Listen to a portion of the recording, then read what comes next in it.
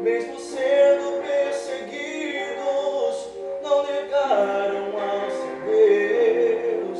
Deus protege sempre os filhos teus.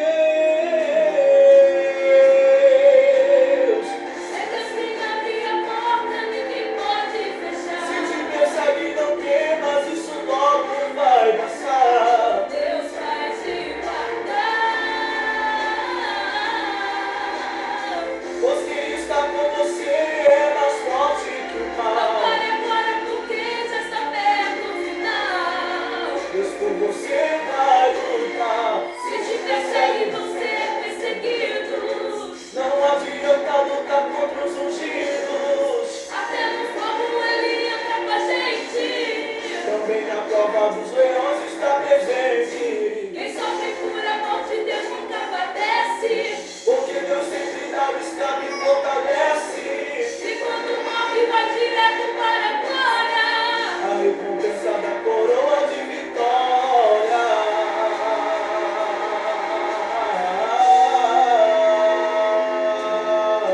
Nada vai calar a voz, nada pode parar nem deter o povo de Deus.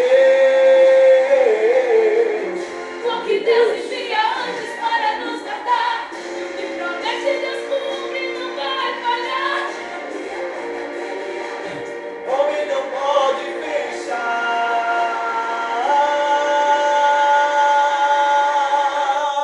persegue, você é perseguido. Não adianta lutar contra os ungidos. Até no fogo ele entra com a gente. Também na cova dos leões está presente. Quem sofre por amor de Deus nunca padece. Porque Deus sempre dá o escape e fortalece. E quando morre vai direto para a glória. A recompensa é a coroa de vitória. Se te persegue, você é perseguidos. Não adianta lutar contra os ungidos. Até no fogo ele anda com a gente. Também na cova dos leões está presente. Quem sofre por amor de Deus nunca padece. Porque Deus sempre dá um escape e fortalece. E quando morre vai direto para a glória.